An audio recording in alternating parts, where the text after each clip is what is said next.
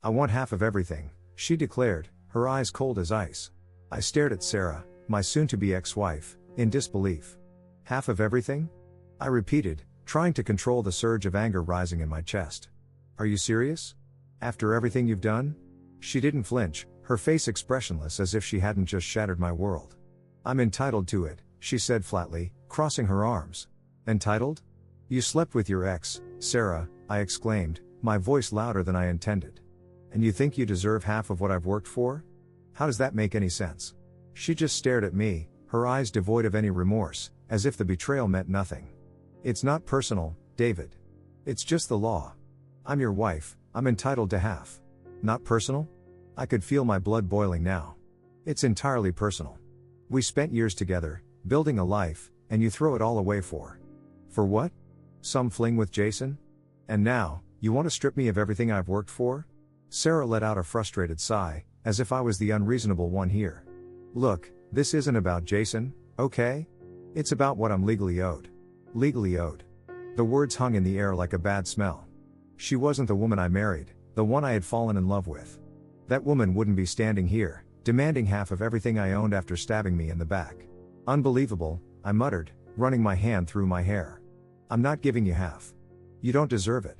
Her expression hardened, her lips thinning into a tight line. We'll see what the court says, David. If you don't want to settle this now, I'll take you to court, and trust me, it'll be a lot worse for you. I shook my head, disbelief still coursing through me. How did we get here, Sarah? We used to be happy. What happened? For the first time, I saw a flicker of emotion cross her face, but it vanished as quickly as it appeared. She straightened her posture and shrugged. People change, David. Things just fall apart. I scoffed. No, people don't just change. You made a choice. You chose to betray me. She didn't respond, her eyes shifting to the floor for a brief moment before she met my gaze again, defiance in her stance. It's over, David. I want my share, and I'm going to get it. So either we handle this like adults, or we let the lawyers take care of it. Lawyers? I laughed bitterly. Oh, I'm sure you're well prepared.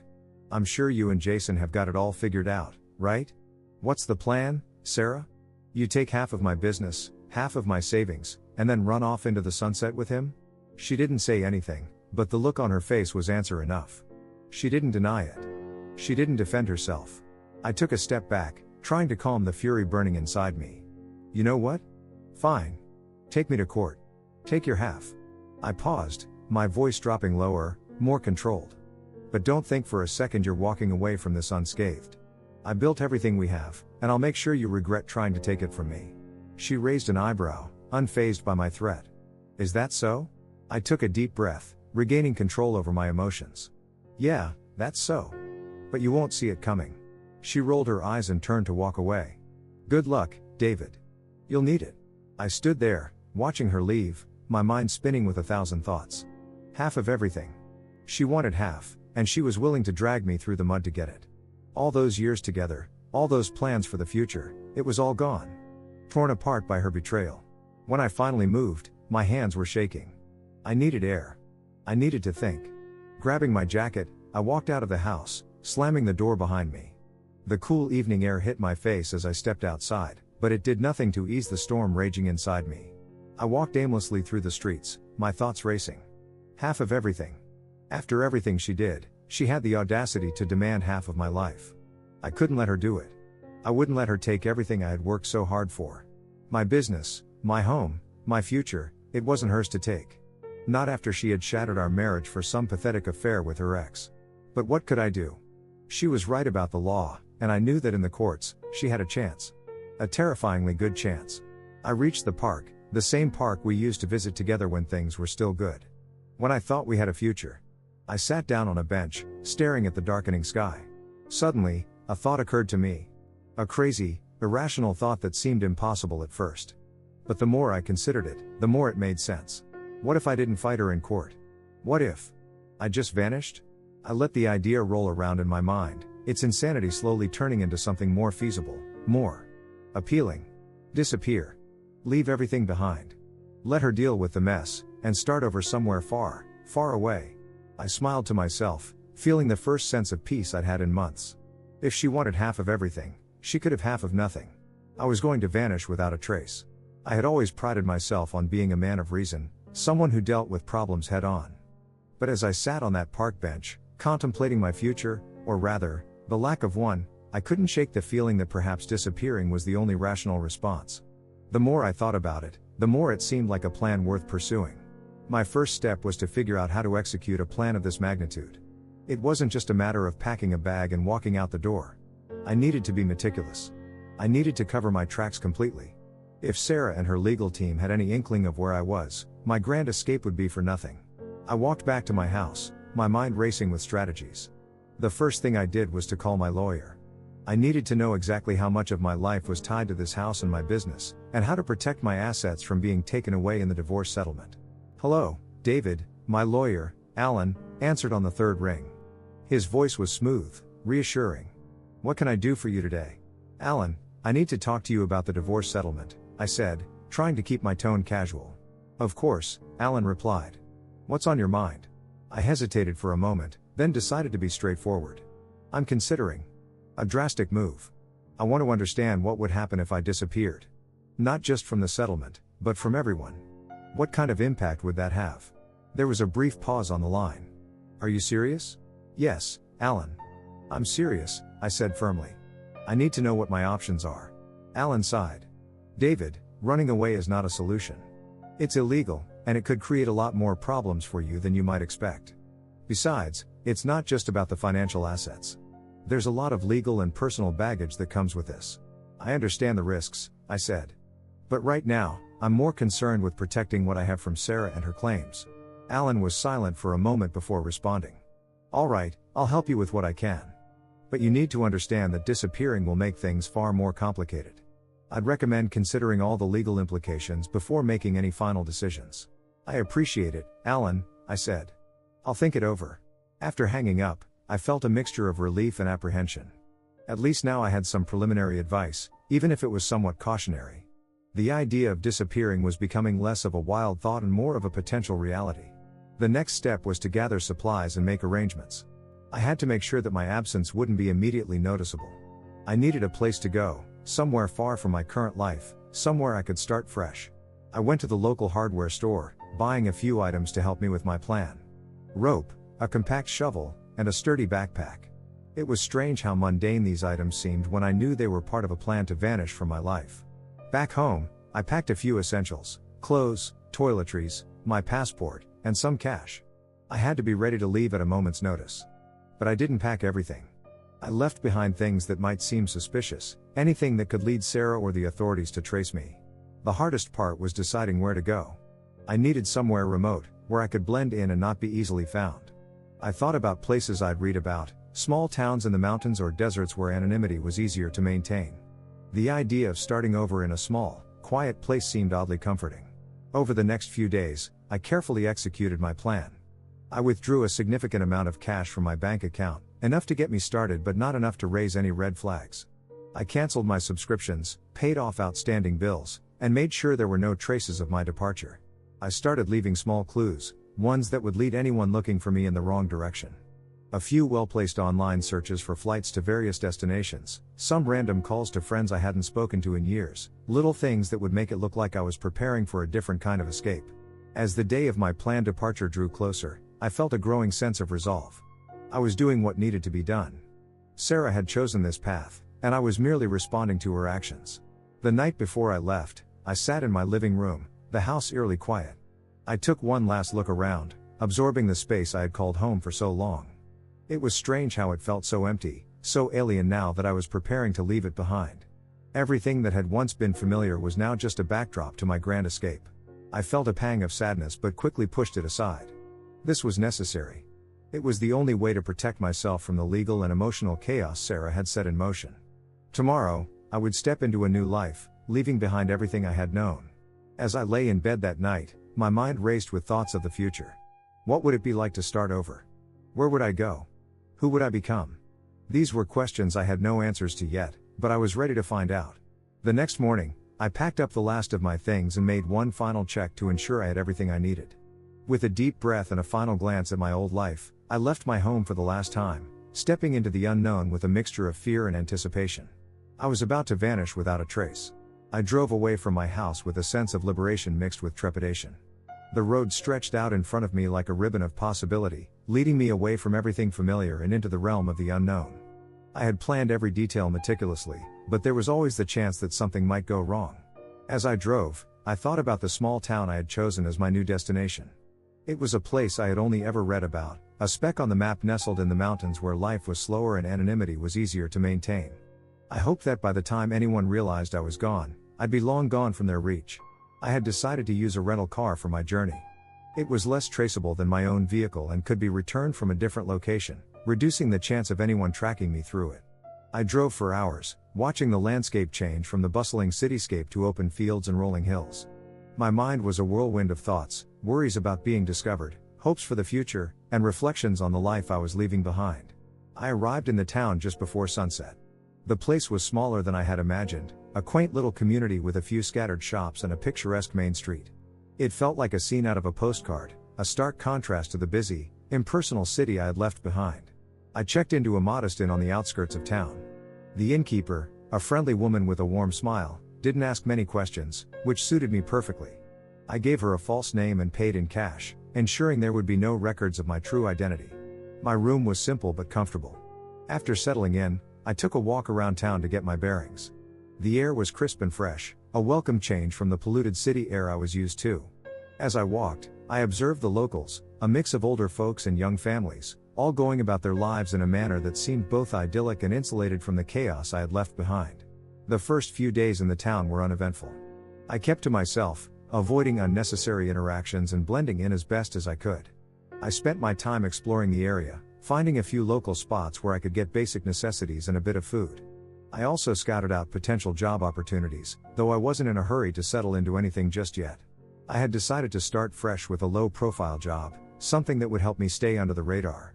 I applied for a position at a local hardware store, nothing glamorous, but it offered a steady income and allowed me to keep a low profile. To my relief, I got the job and started working the following week. The job itself was straightforward. I worked behind the counter, assisting customers, and stocking shelves. The store wasn't particularly busy, and I quickly fell into a routine. My coworkers were friendly enough, though we didn't socialize much outside of work. The town's pace was slow, and I found myself adjusting to the tranquility of it all. Despite the calm exterior, I was constantly on edge. Every time I saw a police car or heard a siren, my heart would race, and I would instinctively check to make sure I wasn't being followed. The thought of Sarah discovering my whereabouts and coming after me was a persistent anxiety, one I tried hard to suppress. One evening, while I was stocking shelves, a man walked into the store. He was older, with graying hair and a weathered face that spoke of years of hard work. He struck up a conversation with me, asking about my background and what brought me to town. I answered politely but vaguely, sticking to a story about seeking a quieter life after a stressful period. "I understand that," he said with a nod. "This town has a way of helping people find peace. It's not always easy, but sometimes a change of scenery is exactly what you need." His words resonated with me. It was comforting to hear someone acknowledge the struggle of starting over. We continued to chat for a while, and he shared some local stories and recommendations for places to visit. I appreciated his friendliness but remained cautious, not revealing too much about myself. As the days turned into weeks, I began to feel a tentative sense of normalcy. The routine of work, the occasional chat with locals, and the simplicity of my new life offered a respite from the turmoil I had experienced. However, the weight of my past still hung over me like a shadow. One day, I was browsing through a stack of old newspapers at the local library during my lunch break. I wanted to keep up with current events but was careful to avoid anything that might connect me to my old life. As I flipped through the pages, I came across an article that made my heart skip a beat.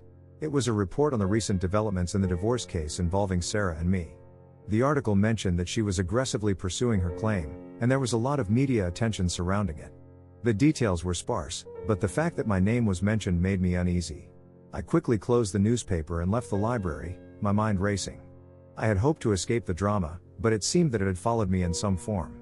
I needed to stay vigilant and make sure that I didn't slip up. Despite the ongoing anxiety, there were moments of peace in my new life. The serene surroundings and the slower pace of living offered a different kind of happiness. I found solace in the small joys, watching the sunset over the mountains, the simple pleasure of a hot cup of coffee in the morning, and the occasional friendly smile from a local. But as I settled into this new existence, I knew I couldn't let my guard down. I was living a life of shadows, always looking over my shoulder, always wary of the past catching up with me. The decision to vanish was made, and I had to stick to it, no matter how tempting it might be to re-engage with the life I had left behind.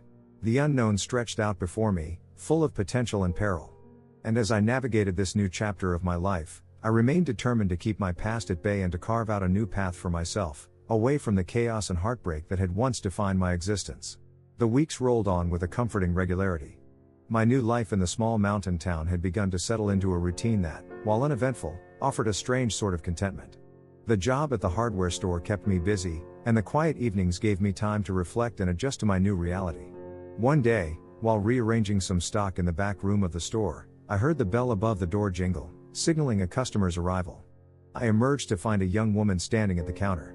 She was in her early 30s, with dark hair pulled back into a neat ponytail and eyes that looked around with a mixture of curiosity and apprehension. "Hi, can I help you with something?" I asked, forcing a friendly smile. She glanced at me, hesitating for a moment before speaking. "Yeah, I'm looking for some paint supplies. I need to freshen up a room." "Sure thing," I said, gesturing for her to follow me. "We've got a good selection. What color are you thinking?" As we walked through the aisles, we chatted about paint colors and home improvement projects.